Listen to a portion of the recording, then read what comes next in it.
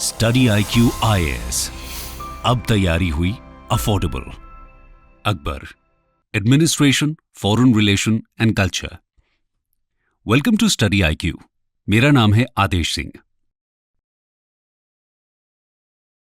दोस्तों, इस वीडियो में हम जानेंगे अकबर के एडमिनिस्ट्रेशन, फॉरेन रिलेशंस और कल्चरल पेट्रोनेज के बारे में।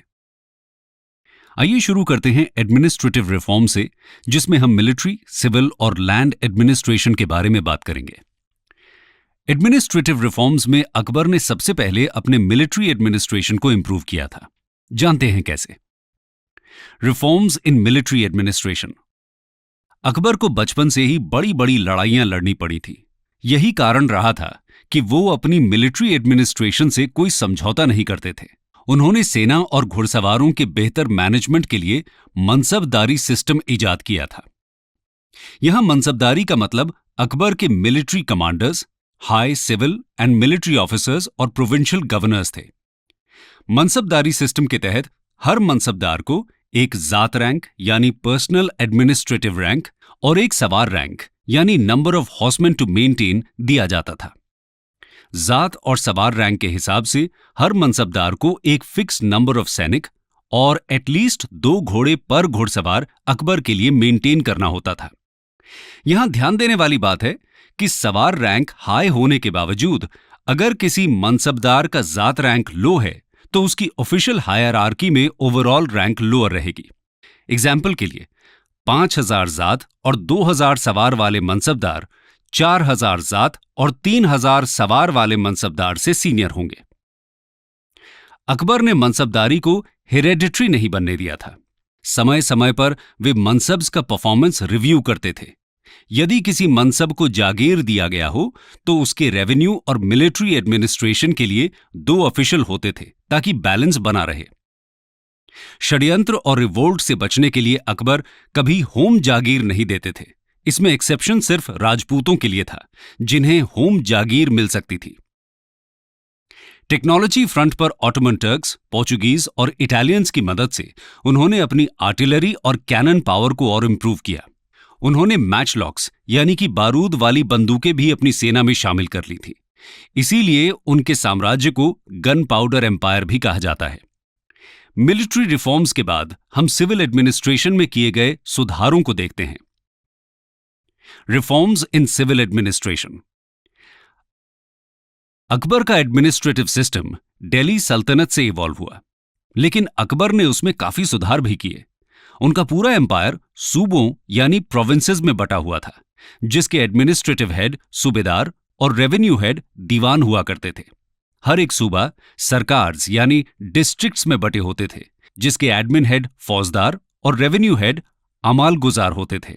सरकार से छोटा परगना यानी तालुका होता था, जिसके एडमिन हेड सिकदर और रेवेन्यू हेड कानून गो होते थे। अंत में ग्राम यानी विलेज सबसे छोटा यूनिट होता था, जिसके हेडमैन मुकद्दम होते थे और अकाउंटेंट को पटवारी बुलाया जाता था। इस तरह अकबर का पूरा एडमिनिस्ट्रेशन चेक्स एंड बैलेंसेस पर आधारित था।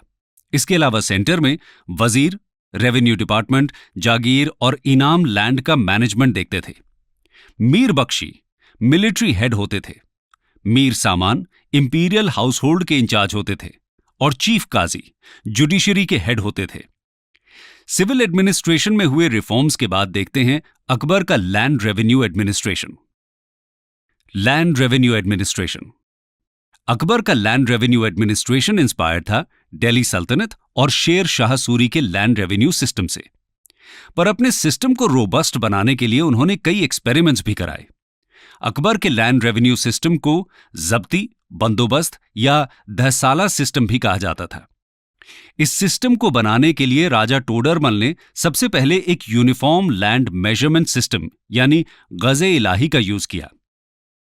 फिर 10 साल तक केयरफुल लैंड और क्रॉप प्रोडक्शन सर्वे किया गया। फिर एक एवरेज फिगर कैलकुलेट किया गया, जिसे फार्मर्स को कैश में देना होता था। जरूरत पड़ने पर कैश की जगह क्रॉप्स भी अलाउ कर दिए जाते थे। इसके अलावा टैक्स जस्टिस मेंटेन करने के लिए उन्होंने लैंड को 4 कैटेगरीज में बांट दिया था। पोलज यानी cultivated every year, Parauti once in 2 years, Chachar once in 3 to 4 years और बंजर once in 5 or more years। इस कैटेगराइजेशन के कारण किसी भी किसान से मनमाना टैक्स नहीं वसूला जा सकता था।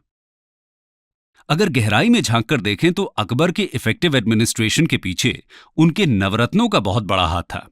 उनके नवरत्नों के नाम थे administrator Birbal, scholar and statesman Abul Fazl और उनके भाई अबुल फैजी, फाइनेंस मिनिस्टर राजा टोडरमल, मनसबदार और राजा भारमल के बेटे राजा भगवान दास और उनके grandson Raja Mansingh, musician Tansen, statesman poet Abdul Rahim Khane Khana और एडवाइजर मुल्ला दो प्याजा।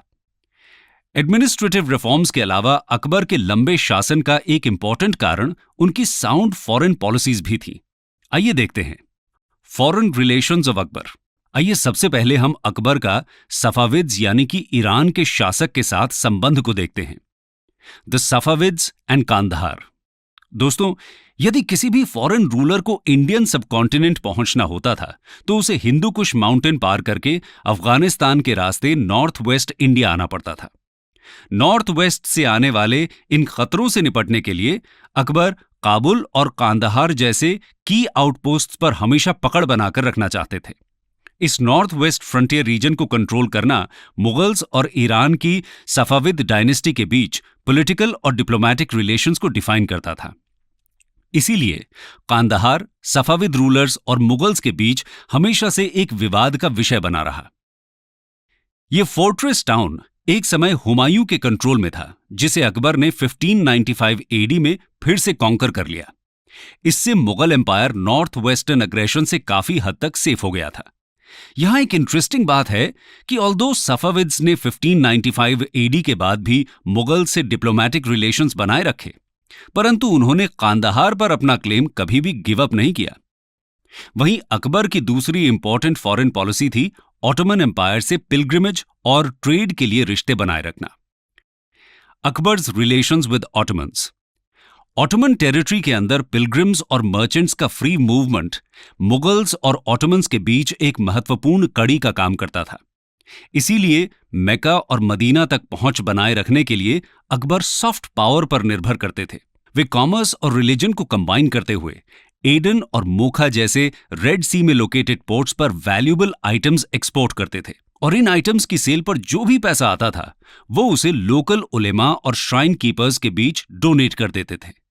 इससे अकबर और मुगल एम्पायर की गुडविल हमेशा ऑटोमन टेरिटरीज में बनी रहती थी। इसके अलावा अकबर के Europeans and in particular Portuguese के साथ भी अच्छे रिलेशंस थे। Relations with Portuguese. यूरोपियंस को इंडिया के बारे में सबसे पहले Christian missionaries, travellers, merchants, diplomats इत्यादि के माध्यम से पता चला।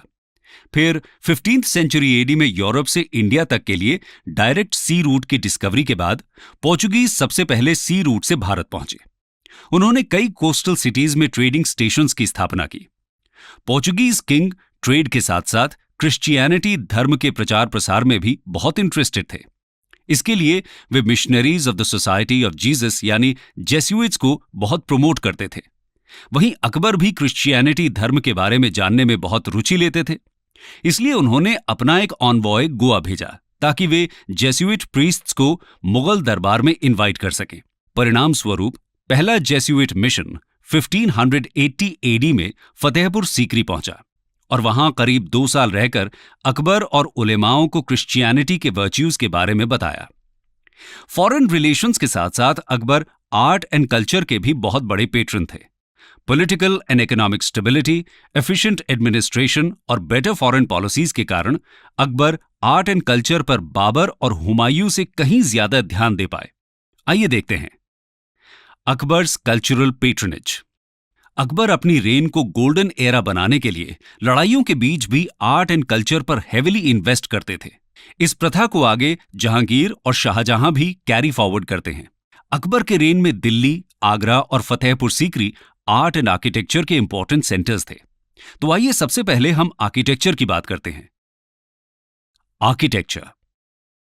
अकबर के आदेश पर कई मैग्निफिसेंट फोर्ट्स, पैलेसेस, मॉस्क्स और मॉज़ोलियम्स बनाए गए थे। इनमें जैन, मुस्लिम, हिंदू और रीजनल आर्किटेक्चर का संगम देखने को मिलता है। सभी फोर्ट्स में आगरा फोर्ट सबसे फेमस है, जो रेड स्टोन में बनवाया गया था। इसके अलावा उन्होंने लाहौर और इलाहाबाद, प्रेजेंट डे प्रयागराज में भी कई फोर्ट्स बनवाए। इसके अलावा उनके बेटे सलीम यानी जहांगीर का जन्म लेने की खुशी में उन्होंने आगरा से 36 किलोमीटर दूर फतेहपुर सीकरी नाम के फोर्ट का निर्माण करवाया। यह भी रेड सैंडस्टोन में बनाया गया था। इतना ही नहीं, गुजरात फतेह के बाद फतेहपुर सीकरी में 176 फीट ऊंचा बुलंद दरवाजा बनवाया गया। फतेहपुर सीकरी कॉम्प्लेक्स में कई गुजराती और बंगाली स्टाइल की बिल्डिंग्स भी देखने को मिलती हैं। यहां पर फेमस जोधाबाई का पैलेस और पंचमहल भी हैं, जिसमें 5 स्टोरीज बनाई गई थी। अकबर के रेन में ही उनकी मां हुमायूं के लिए मार्बल से हुमायूंस टूम बनवाती हैं, जिसे ताजमहल का प्रिकर्सर भी माना जाता है। अकबर की मृत्यु के बाद उनका मकबरा आगरा के पास सिकंदरा में बनाया गया, जिसे जहांगीर ने कंप्लीट करवाया। आर्किटेक्चर के साथ साथ अकबर पेंटिंग के भी बड़े शौकीन थे। आइए एक नजर डालते हैं। पेंटिंग का असली फाउंडेशन हुमायूं द्वारा रखा गया था। वो अपने साथ 2 पर्शियन पेंटर्स मुगल कोर्ट लाए थे, मीर सईद अली और अब्दुल समद। वे अकबर के कोर्ट में और फेमस हुए। इसके अलावा बसावन, मिस्कीना और दसवंत भी बड़े सधे हुए पेंटर्स थे। अकबर लिटरेरी और रिलीजियस टेक्स्ट्स के इलस्ट्रेशंस बनवाने में बहुत इंटरेस्ट लेते थे। मिनिएचर पेंटिंग को भी अकबर का खूब सपोर्ट मिला।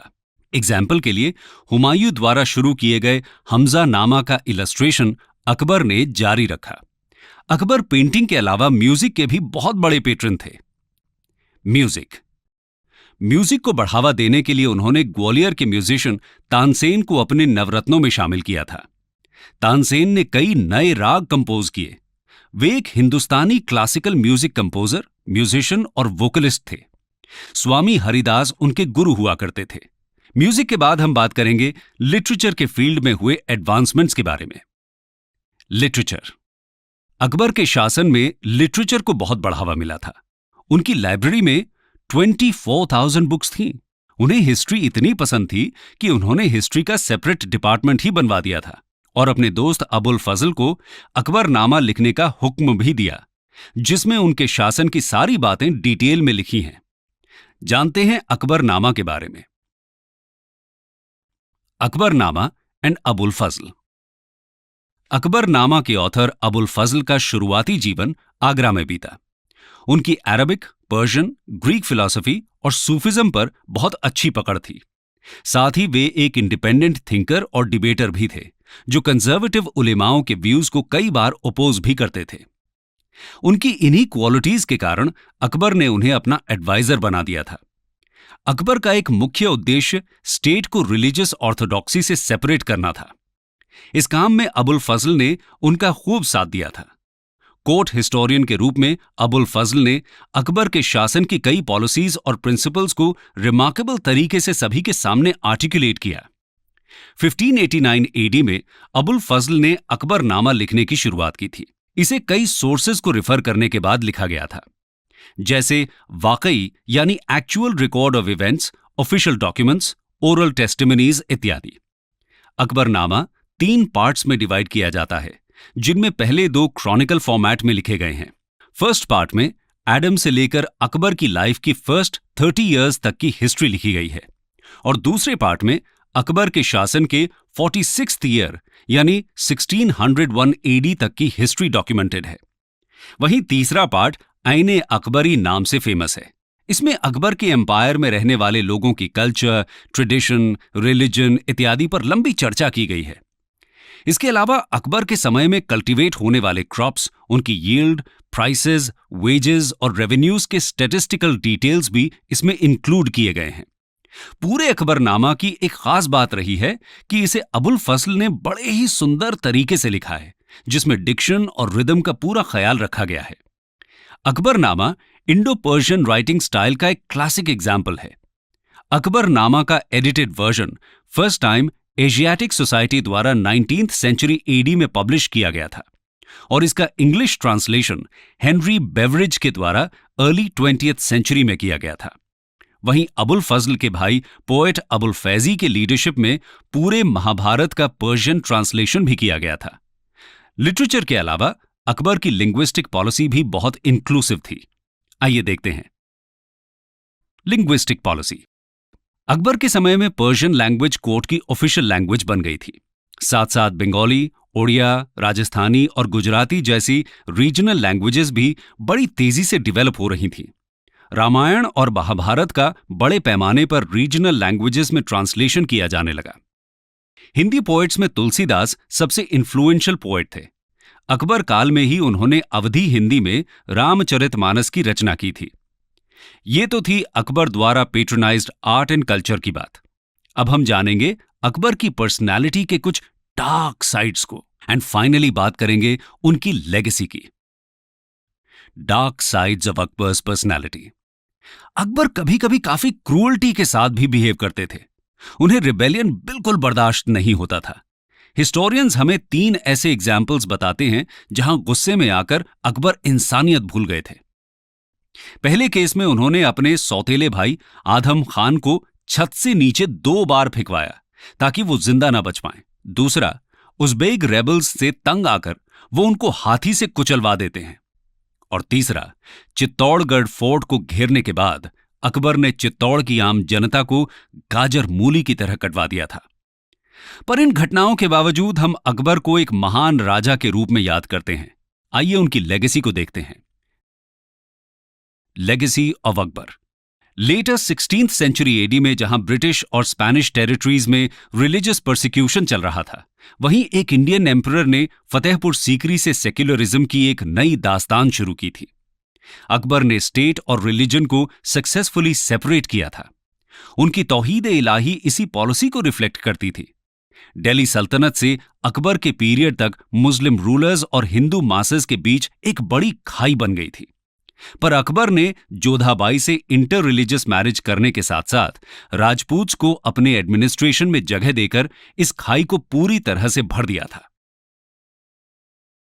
अबॉलिशन ऑफ जजिया और सती अबॉलिशन उनके द्वारा किए गए इंपॉर्टेंट सेक्युलर रिफॉर्म्स थे। उन्होंने यूनिवर्सल पीस के लिए दीन ए इलाही नाम का धर्म भी शुरू किया था, जिसमें हर धर्म की अच्छाइयों को शामिल किया गया। इसके अलावा अकबर के इनोवेटिव मनसबदारी सिस्टम और प्रोविंशियल सिविल एडमिनिस्ट्रेशन के रीऑर्गेनाइजेशन के कारण मुगल्स अगले 200 सालों तक इंडिया की डेस्टिनी शेप करने में सफल होते हैं। इतना ही नहीं, ब्रिटिशर्स ने टोडरमल के लैंड रेवेन्यू सिस्टम को मॉडिफाई करके permanent settlement land revenue system लाया था, जो भारत की आजादी तक चला था। आर्ट एंड कल्चर में मुगल पेंटिंग में अकबर के समय खूब एक्सपेंशन हुआ। आज भी इन पेंटिंग्स को मास्टरपीस माना जाता है। उनके द्वारा शुरू की गई पोर्ट्रेट पेंटिंग स्टाइल जहांगीर के समय तक पीक पर पहुंच गई थी। उन्होंने आगरा और फतेहपुर सीकरी में कई फोर्ट्स और पैलेसेस बनवाए, जो आज भी मेजर टूरिस्ट अट्रैक्शंस हैं। अकबर की इन लेगेसीज के साथ हम आज की चर्चा को यहीं समाप्त करते हैं।